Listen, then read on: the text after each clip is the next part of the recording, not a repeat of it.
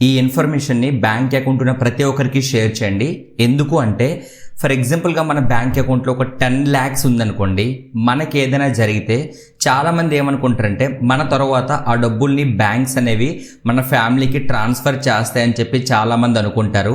ఎప్పుడైనా సరే ఒక అకౌంట్ హోల్డర్కి ఏదైనా జరిగింది అని తెలిస్తే బ్యాంక్స్ ముందుగా ఆ అకౌంట్ని ఫ్రీజ్ అయితే చేస్తాయండి.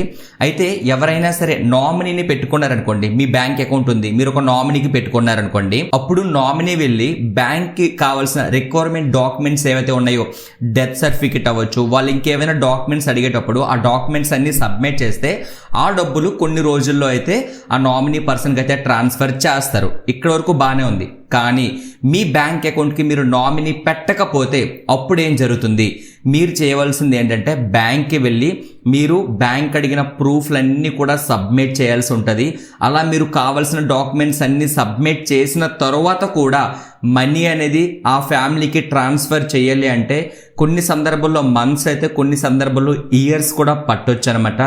సో అలా జరగకూడదు, మీ ఫ్యామిలీ ఎలాంటి ప్రాబ్లమ్స్ కూడా ఫేస్ చేయకూడదు అంటే బ్యాంక్ అకౌంట్ ఉన్న ప్రతి ఒక్కరు కూడా జస్ట్ ఒక 5 minutes స్పెండ్ చేసి మీ బ్యాంక్ అకౌంట్కి నామినీ ఉన్నారా లేదా అనేది చెక్ చేయండి. నామినీ లేకపోతే ఇప్పుడే నామినీని యాడ్ చేయండి.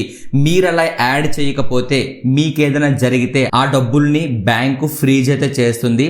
అంత సింపుల్గా మీ ఫ్యామిలీకి అయితే వెళ్ళవన్నమాట. సో బ్యాంక్ అకౌంట్ ఉన్న ప్రతి ఒక్కరికి ఈ షార్ట్ని షేర్ చేయండి. అండ్ మీరు కూడా మీ బ్యాంక్ అకౌంట్కి నామినీ ఉన్నారా లేదన్నది ఇప్పుడే చెక్ చేయండి.